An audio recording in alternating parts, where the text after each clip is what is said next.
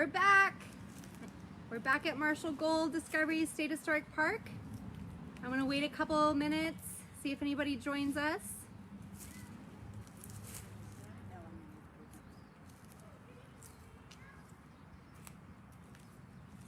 Hi. I see numbers coming in. Hi, everybody. Welcome back. Did anybody join us for the 10 and 11? Do we have any returning people? Let me know in the comments so I can see. I'm going to give it about one more minute and we'll see who else joins us.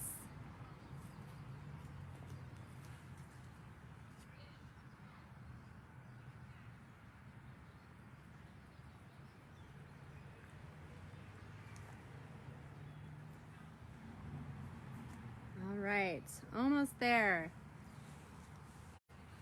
So again, my name is Holly Thane. I'm the Interpreter 1 here at Marshall Gold Discovery State Historic Park. And because of COVID, we couldn't do our annual event, Coloma Gold Rush Live, in person. So we decided to bring it to you guys virtually this year. So at 10 o'clock today, we met James Marshall. At 11 o'clock, we met Mrs. Davis, teaching us about the Dutch oven and butter churning. Now at 1 o'clock, we are going to meet Granny Carol as she shows us how to make rope. And then don't forget to tune back in at 2 o'clock where we will learn about spinning and dyeing wool and things like that. And then again, remember tomorrow, 10, 11, 1, and 2, we will be bringing you more docents with more demonstrations so you guys can learn more about the California Gold Rush. All right, so let's turn this around to Granny Carol here. Hi, Granny Carol. Well, hey there. How are you doing today? I'm doing great. And I understand we have some new people here in Coloma, and I'd like to introduce myself to them. I am Mrs. Chancellor Morrison, but everybody calls me Granny Carol because I came here with my two grandsons, Ernest and Irving. Yes, they're twins, 9-year-olds. And they're usually here to help Granny make rope because it does take two of us. But my good friend Emma has agreed to help me today because I got an order already for a rope belt. Now, let me tell you why I make so many rope belts. The men get here and they get out in that river and it's cold and they don't eat. It's expensive. So when you don't eat, you lose weight. And what happens to your pants? Yes. So Granny makes a lot of rope belts for the men. And I had a gentleman stop by this morning, one of the miners, and he asked me to make him a rope. So Emma's going to help me, and that way you can see how I do it. And hopefully I'll be able to sell some rope to you. Luckily for me, coming in a covered wagon, this plant was growing along the trail. That plant is the agave plant, and it gets to be about this big in the real warm weather. I brought this with me, but it doesn't like Coloma's weather. I've had it here, well, I got here in 49, and it hasn't grown. It hasn't died, but it hasn't grown. But you can see these little white fibers here? Well, inside the big leaf on the trail, I could put one of those big leaves down and I'd look around, find a rock, and I'd smash it open. And inside were hundreds of these little fibers. And I wad them all up and put them on the outside of the wagon so they could dry as we moved along on the trail. And then at night around the campfire, I got my spinning wheel out and I took that fiber and spun it into twine. Now, luckily, now here in 1850, I can get the twine already made. It's coming around the horn on some of those ships that are landing in San Francisco. And I bought this actually in Sacramento at Sam Brannan's store. So now I don't have to make my own twine, but I do make rope from the twine. So let me show you, I'm going to make the rope belt for this gentleman, and I start with 1, 2, 3, 4, 5, 6 of my arm length, and that will make a belt about that size. Okay. All right, and then what I do is I take the two ends and not the leaf, but the two ends, and tie them together. Emily, Jenna, Emily. Okay. And then my good friend Emma is going to come get a stick. And Emma, would you put this around your stick? And I'm going to get as far away from you Just like as, that? yeah. Straight, hold it straight up like a tree trunk, okay? Put it in. Now, rope looks like it's braided, but it isn't. It's just twisted. And this is not sticky, but these little fibers like to grab onto each other. So, Emma's going to go clockwise and start twisting. I'm going clockwise, but remember, we're at opposite. We're looking at each other. So I'm going to go this way, and she's going to go the other way. And we twist quite a bit.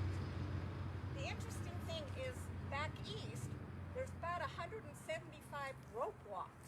Now what that is just a long, low building held up by a pole, and they hire people to do exactly what we're doing. And I understand there's a rope walk back there that's a mile long, and they have to make the long, big ropes for the ships. Now some of the miners are smart. They came by ship. You know, those ships are all being deserted in San Francisco. Some of them are real smart, and they grab some of that rope and they grab some of that canvas. And when they get to Coloma, they just find two trees and tie it up and throw that canvas over. And they've got a place, a warm place for the night. And then they get out in that creek as fast as they can, because you know it is a race. You have to get out there and get looking for that gold. Now, one of the reasons we needed so much rope when we were coming west on our covered wagon is that the wagons are small, and we had to tie a lot of stuff on the outside. You know, things that didn't matter if it rained, like pots and pans and some of our tools. We also needed the rope for tethering our animals. At the end of the day, we would take those harnesses off of our oxen so they could relax and graze, but we didn't want them running away, so we would tie them up with rope. There were a lot of reasons we needed rope, and of course when you got to Coloma, you probably can see around here all the tents. The rope was used for our tents. So I like to help my family out right now. Mr. Morrison died just a few years before I came here, and my daughter and her husband and two of my grandsons said, come along with me, and I thought, well, I have nobody back in St. Joseph, so I might as well come west. And boy, I'm glad I'm here, but that trip I would not want to do again. Okay, I'm going to ask my neighbor Emma to stop for a minute, and I'm going to try to test it. Now see how it likes to want to kind of grab onto it? That tells me our twisting is done. But right now, pretty long for a belt, and not strong. I'm going to make it stronger, but remember, as I make it stronger, it makes it smaller. And I'm going to do this in a third, and this will be 1/3, this will be 2/3, and then going right over the top. All right, our twisting is almost done, but not quite. Now, before we were going clockwise. Now we have to go counterclockwise. So she's going that way. Yeah. And now you can see the magic. This is turning into a rope. That's just by twisting.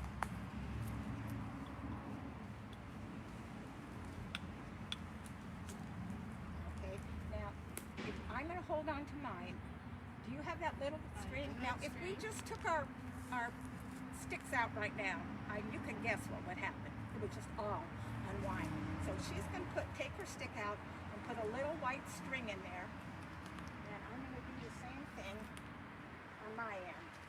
Now, the interesting thing about this twine is this string, in about 4 weeks, we can cut it off and it will not unwind.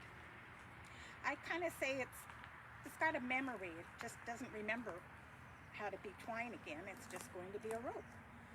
Also, my good friend at the blacksmith, I tell my customers, most of the men don't like these little fibery things itching them. So they can take this down to the blacksmith shop and tell them that Granny Carol sold it to them, and they will burn this little fiber off to make it smooth. And when this gentleman comes, this is about 2.5 feet, so I will get 2.5 pinches of gold for it.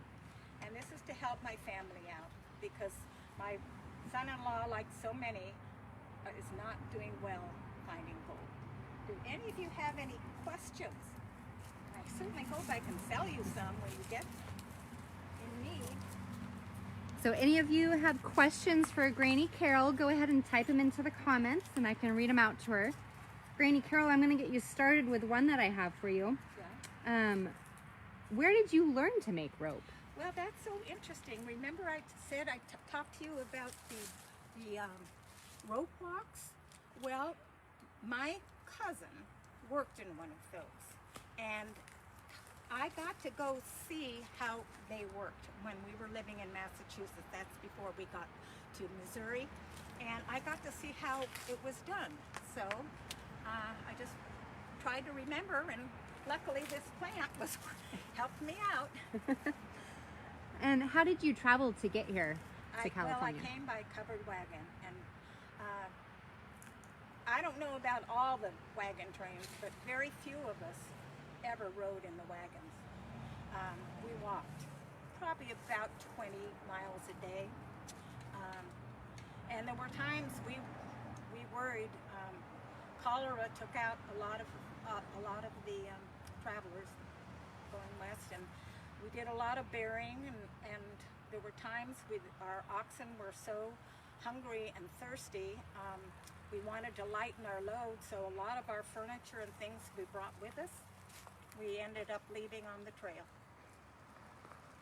I'm so sorry you had to leave all your belongings. I've heard lots of stories of cabinets of dishes and pianos and plants being left along the trail, Yes. never to be recovered. Can you make rope out of anything else? Yes. Actually, most of the rope that's used for the sailboats, the big ships that are bringing people around the Horn or picking them up at the isthmus, is made from hemp. It's another product.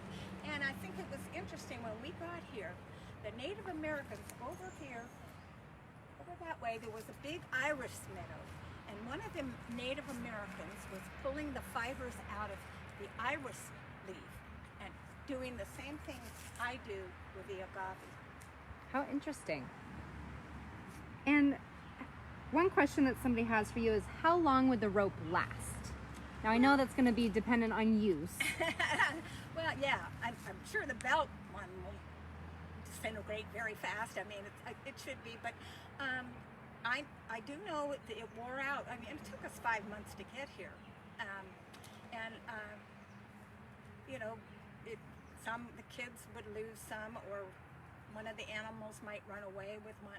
But we did have to make them, and I don't know if this happened to any of the others, but we reached a point in the Sierra Nevada where we had to dismantle everything, undo and lower the wheels and the parts of our wagon and the stuff in it to the trail below, and we needed a lot of rope for that. So it did wear out, but I think here my rope belts will probably last them till they're rich or till they go home. Till they move on.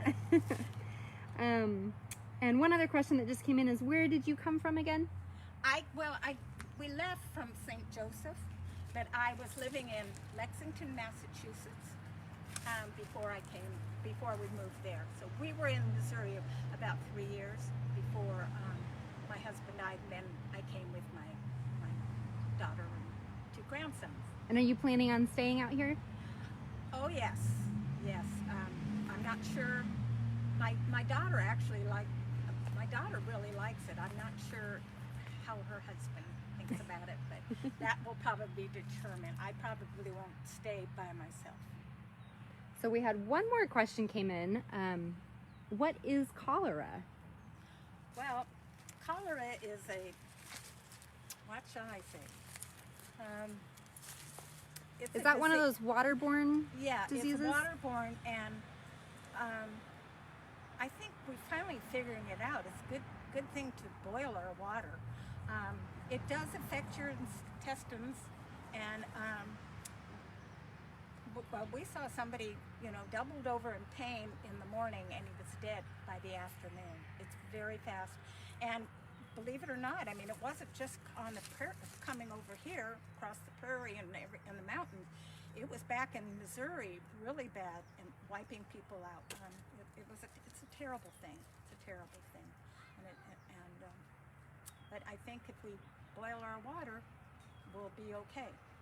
And I think I've heard some stories that the miners learned that from the Chinese miners that were Right. here, because they drank a lot of tea, so they had a lot of boiled water, Yeah. and they didn't tend to get as sick as people drinking straight out of the streams and Absolutely. rivers. Absolutely. Well, thank you so much for joining us, Granny Carol. Okay. And does anybody else have a last question? Let's see. So the question, I think, is from a class. What happens if the rope is too short? Can you add to it, or do you have to start over? Oh, you'd have to start over.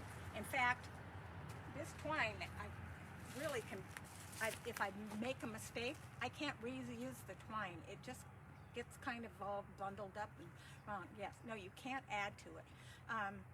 But you can, as I said, if you start with a mile-long twine and keep getting it shorter and shorter and thicker, like you need for a ship, but you can't add on to it. So it sounds like your I mean, math skills need I to be pretty suppose accurate. Yeah, I suppose you could take two and tie them in a knot, but it wouldn't be one continuous rope. All right. Well, thank you, Granny Carol. We'll leave you to your rope making. I'm going to switch it back over to me. Okay. Thank you guys again for joining us. This was part 3. So we still have part 4 coming at 2 o'clock today. And we're going to be learning about spinning and weaving and dyeing wool. So join us again at 2 o'clock, and we'll see you in a little bit. Bye, everybody.